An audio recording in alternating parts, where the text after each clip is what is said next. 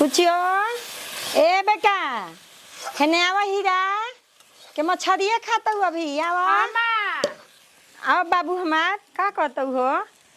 का करता हूँ बेटा देखो हम मछली बनावत ही जानलू यही में चीखत रह खात रह हम नहीं के मतारी बेटी बन जा हो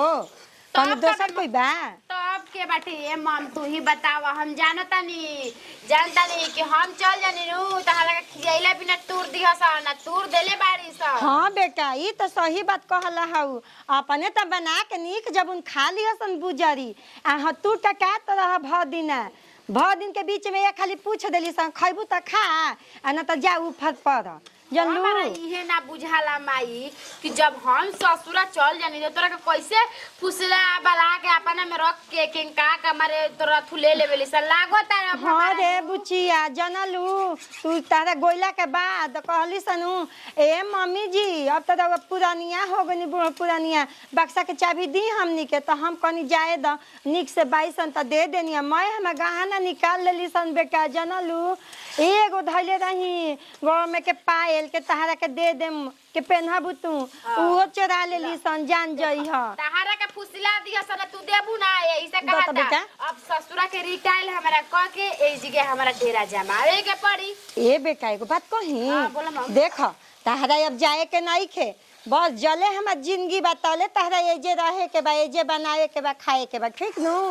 ओकनी में अब ना रह हम जान गनी ओकनी में रह के हम खैला भी ना बुझाता नु जिए के हमरा 5 बरिस तो हम मर जाइम 5 महीना में। चुप एकना बोलता नु लागता नु के काला के दुबारा ही जेबो ले वो खा दादा तो हम चलाता नहीं को खा ले खा तहारे खातिर हाँ ना बेटा। बनावता नहीं करता नहीं के करा खातिर करता नहीं मुंजा नहीं खातिर बनावता नहीं करता नहीं खा ए बेटा ई तो इहे ना सुखा मिलेला चल जालू तो हो बा कहेला आँख से आंसू गिरेला बताव तू बाऊ तो कहत नु के माइले के खा ले गो आ उ ना कही हसन ताकते रजू सब खाई तो हमरा के रासा भात देबेली समझलू ऐसे टूट गइल बाड़ू ऐसे नु कहता नहीं ला बेटा ससुर ला खा दहता कितना निक लगता बाबू अपन ससुरा से हम बहाना कह के एज के हमरा आवे के पड़ला कि माई के तबीयत खराब हो गला हम लोग का जानता हम जा कि हमार माई का हमर भौजाई दुख तकलीफ देतै सन ना बुची कुल कहबू नु बेटा तो सब कोई कहिनु के एहिले धक धक जाती है ससुरावा जानलू सब कोई हमर मजाक उड़ावे लगी। ये बुचिया अपने बार मछली बनाऊं जनू सांझी का खांसी के मीट बना के ठीक नु तू देखत रही हम का तारा के बना के खिया बतानी तू खाली देखत रह। बुझी एक दिन बनावे के इहे तो उठुआ हमरा ठीक लागेला कि माई बेटी पूरा मिल के आदमी बनावत हवन खात हवन हमनी के हाथ से का ठीके नहीं खेलागत कोई के एतनो शक्ति हक्ति बानू तो जाके अपन माई के बनावे खियावे का है बेटी आई तो दुख का बा केहू के का है बेटा ले कम भी है बेटी का बेटियों को उतने प्यार से पोसले बने हमनी के दुख नहीं के हमनी के खुशी बाकी ननद आइल बड़ी मगर ननद के जरनिया भइल बाटे कि हमरा हाथ के नीक नहीं खेलागत भौजाई के आ रउआ कैसन बनी जी कि बेटी के हाथे रउआ त मिठाई मिलताटे पतोहन के हाथे तम जहर मिलताटे का है पतोहिया ने देखा ता जलन ना होके के चाहिए हमार बेटी आइल जदी रही जदी मुर्गा मछली बना के खाइम जा तहरो बनावत रहू खात तो हम तो रोके ना जत रही एगो बेटा बा बाप रे बाप बेटा के कहे के ना चाहिए इहे बेटा हो ये जे गुटू गुटू खात हुए लेके मुर्गा के पीस आ हम ए जे गोनी ए जे ना कहले से एको हाली कि हां रे माई खा लेते हूं मोका मनो होइनु त ई दबका देबेली जानलू जान जा बेटा ये तो हम कहत हई ना ठीक करत नहीं जा जवन रवे सबके मन करे ऊ करी जा ठीक नु घर भलो बिला जाओ मगर रोज हमनी के चटके मटके खाए के आज मछली का देखा कने कहत ऊ त मुंह बंद करके रह कोई के कमीनी नहीं खी खाद हमें पेंशन मिलत हुए तो हम ओले बनावत जा खात जा हमनी के मतारी बेटा हमारो कोनो दिक्कत नहीं खे रउआ बनाई हमरा त दम खुशी बा कि सास हमर बनावतड़ी ननद के खियावतई ननद टूटल बा कितना बोल काढू हो ढेर नहीं खूब बोलत माई का माई के बोल देबू तर कैसे हिम्मत हो गइल मरद हनी का हमार हमारे माई के सामने हमरा के बोला मत ठीक बा ये पके हमर सोहनी रउआ सोहनी हम के कभी अब हमारे नहीं के बोले गुलामी के बन के बाटे तहर सो से जिया पा तब हातारा रोटी के छोड़ देले देखा हमें बेटी के नु रोटी के छोड़ देले बा आई चपाई मत कर छोरा नहीं घुसा दे मुहिया में अब हम चुप भाई हमें बेटा ले फरिया ला जौन फरिया एक बतावन फरिया में बेटी के जे बोला के खिया माई से मत लड़ा है ना हमरा से लड़ू हां बेटा भाई तो मर गेली बड़ा सन भाई मर गेली बड़ा सन सुनबू देख लेन बेटा देख के जरत रहेली कि कैसे बनावताड़ी खियावताड़ी नंदिया के बनावा खाओ कनी के टेंशन लेके नहीं खे चले के उ त चाहत है के झगड़ा करी त संजे बिहान में चल जा टेंशन कोई लेही त मर ना जाई हो मां में का टेंशन ले खाए बोरी खाए बोरी खा ला ना बेटा हल्का ले ले भाई जान तो का के रास्ता में खाई जे त नीक लागेला ले ले भाई खाए के बा हमने के नु आज खाए के साँझ के खाए के सुबह खाए के कटोरी में ले जाके फ्रिज में हमारा अपना घर में रख दिए पट्टे रख दिए चट्टे खाए के चट्टे रख देवे ठीक कहत बेटा रास्ता में गाल के रास्ता जो दिन भात में खा ली सान सान के ठीक कहत रह कटोरिया लेके आवतनी बतावा हो लाज शर्म एगो कहा न कि लाजो शर्म रहे के चाहे केहू के अंतर कि एकनी के माई बेटी के दिल में नीचको ना लाजे बना शर्मे बट गे बेटी के बोला लेली काहे पतोहिन के हाथ से खाए में का पेट ना भरत रहे बेटी के बोला लेली रोज मुर्गे मछरी ये बना बना के खियावत ताड़ी आ खात बाड़ी यह सब पतिया खातिर कुछ बोल देला पे न तो गांव में ढेजोरा पिटत है कि हमर पतोहिया ऐसे कहत ऐसन हमर पतोहिया ऐसे बोलत ऐसन आपन रहने चले में लौकत है एकदम का करत बानी हां तो बेटा के कमी नहीं बोलही बा उड़ावत बोलही कहां बड़ हो कहा जी इनको पे जो जरूर रहता माई के नहीं खानो लौकत कि का करतै का ना क्या हो मन के बताई ऐसे ही घर चली नु का बोल हम कोनो चीज गलती कर देता नहीं तोरा लौक जलानु कि तू होइसे गलती कर देलु है ठीक बा अपना बड़ बड़ गलती करलू पछे जुग ना रहला बोल और माई का बोल वो का छोट गलती करेली का भइल हैं माई तो साला सब दुनिया में के जाता ना सास बाड़ी सन पतो खातिर खराब हो गेली 90% और बोल अच्छा वो कहे खातिर ना खराब हो गेली सन सही में खराब हो गेली सन ठीक बा हाँ। कहे अपने माई के तो देख ली ना का बोल कहे पतोई नहीं किसन पतोई के हाथ से नीमन नहीं खे लागल है कुछ भी बना के दो तो नीमन नहीं खे लागल अब अपने हाथ से बनता खात बाड़ी ओहू में अपना बेटी के बोला ले भाई बेटा बेटा कह के चिल्लात बाड़ी के बेटा आओ खा लो तू ठीक करत बाड़ी तो का हो गेलू बेटा कहो अब कुछो कहो ना जी का भइल बटुए माई कुछो करस त का भइल बटुए हां तोरा लौकत बटुए घर के पूरा संपत्ति तल दे दे सब बेटिए के बांध लदवा के विदा कर दे तारा का पिसरा दलसिया हमरा खाइल नहीं की ठीक बा तारा के ना दलसिया पीस हां हम खाइल नहीं की ठीक बा हमरा मुर्गा मछली खइला पियला घर के हनी ठीक बा एही से तारा बड़ा त खीस रोरा तो ढेर बोलबे मत करी तनी दांत अपन कम पीस देखिए हमर से ई सब बोली ना बोली जाके अपना माई भी बोली है अरे माई ई सब का करत बाड़ी सब अरे तो तू हमार परिवार हौ तू बात करा सब बोलबू तो आई दादा सब कोई के रहन चल देख देख पेटे भरा रहत बटे का जाने कौन घड़ी में हमर शादी बियाह हो गेल ऐसन घर परिवार में मछतर ठीक नहीं खे ना नहीं खे तभी न रोरा मिलनी हनु तब का शंकर जी के 16 गो सोबारी गुरु का हमारा लेखा महादेव अरे पति हम देव छोटे चुकी रही नु वही घर से सोमारी भूखत आज तक ले आगोनी लेकिन पता ना हमरा खातिर भगवान जी कहां सुत रहनु लइकाइए से का खोजत रहू सोमारी के बोलम न राधिका हैं हम काहे खातिर खोजत रही हम तो ई सोच कहत नहीं मन के सोमारी भूखला के प्रसादी हमरा के कितना निमन दे देला ना भगवान जी हां का है अपना बाबूजी ले ना पूछलू उनका आँखिया में बेवाई फाटर है जौन अगर देखे रहन तो बाबूजी के मत रोवरे न शादी खातिर एथी ओख रही देही पर का फानत रही ना रोवरे ना कहले रही कि हम शादी करम त एही लड़की से करम भले दहेज तनी कम मिलत के त हां तारे रूप है देख एकदम लुभाग रहे ओ बन है यही ललका है यही अच्छा यही पर लुभाग रहे हां त वही से एथी ओख रही हम त जाए खातिर ना हुई आई रही ठीक बा हम त कहत रही शादी सेट हो ओकरा बातो कहत रही कि ए भौजी हमर शादी मत कर जा लेकिन का करी घर के लोग ना मानल हमर बात दोसर खोजबू अब खोजी ना ले हम हैं खोज ना ले हम हां भाई तोहनी के लाट बहुत ऊंचा हो गेल बुझत अपन चल रहनी ना सुधरी नो इहे न कहला कि जब मेहरारू छोड़ देते सन मरद के नो तो ई सब कोई के लौकेला कि आई ओकर मेहरारू अपने मर्दा के छोड़ दियालो लेकिन मर्दा का करेलो सन कोई के ना लौकेला जन्नी हां सब तनी काल तू ब्यूटी पार्लर पे जाके हां आ हई अपन कनपटी पहले तू छोट कराओ ठीक बा और कितना हंसी है बता हां हम से बोली मत ठीक बा जाके के सुधारी अरे सुनो ना निया सुना निया तेरा रुपए की साच कहन तो बाकी बड़ा मन करियो खिसिया ले हालांकि केहू के खिस बरी हइसन निसन घर में कानून होई खाली बेटी बेटी सास को ले रहता भाई केहू के तो खिस बरबे न करी आज खाना बनाई ना जाके उनके में खा लेम ठीक बा साफ ना ना रोटियो ना तू अपना भाषा में तू दोसर कहत रहो हम अब के न बुझनी रह जाए बतानी गइल बड़ी हो बिटिया बना त के जन कब आई सोचनी कि आटा वाला हनु त तनी से कचौड़ी बनैती या हलवा भुंजी या ये नु बा हो गांव घर में आदमी लेके जाता वनु त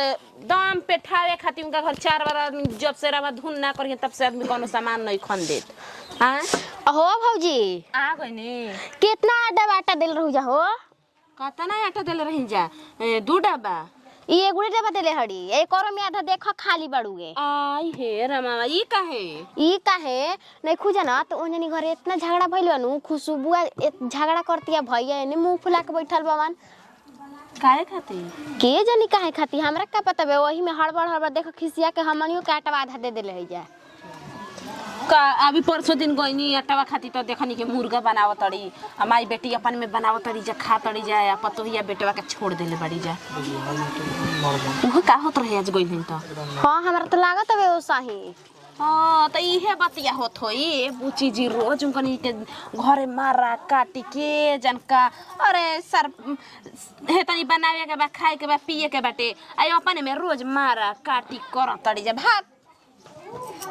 जाती अरवा कुछ ना नु कहनी हां हम काहे कुछ करे जाई देखत रही अपने आंखी से माटा मंगले हन देले ही जाया गइल हन हां आ जादी छोड़ी दूसरा घरे के बाद अरे भैया फोन कइनी हां मास्टर फोन कइले रहनु 300 के 600 रुपया हो गया है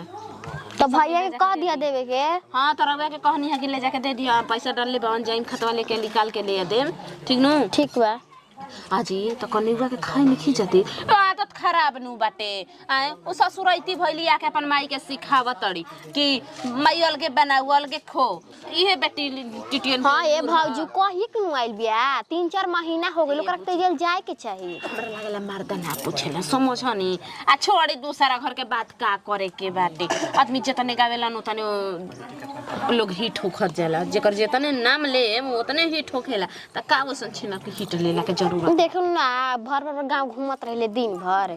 ये त बात सही कहतनी आ ये देखतनी ससुरबो ओकरा बास नइखे तबे न नहीं हर बार हेले जी ससुर जवन लइकिन के बास रही ओ कब नैहर में आई बताई बास नहीं तबे नु इजगा बिया तो हमरा लागेला आई अधिक लागेला कि लइका फइकवा नइखे होते हे से काते जी हां हो हमरो सी लागेला छोड़ देले बास जादी ए बुची दी दूसरा के रहन नइखे सीखे के रउआ के आदमी बियाह शादी करे रउआ जाए अपन ससुरा में बढ़िया से रहम समांग के साथे सास ससुर के साथे तबे न आदमी कहन कि ना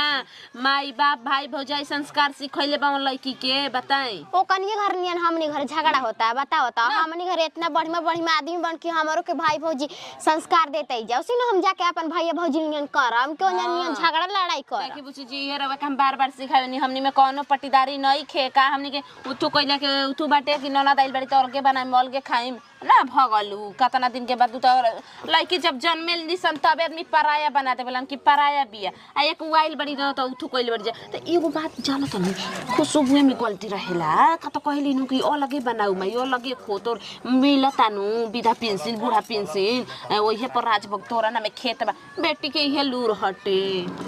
जादे ले जाई आटा बढ़िया से टांग के ले जाई आ हेतना सानी कचौड़ी बना देतनी ठीक बा आलू के भुंजिया करे आ होइसे जाई हो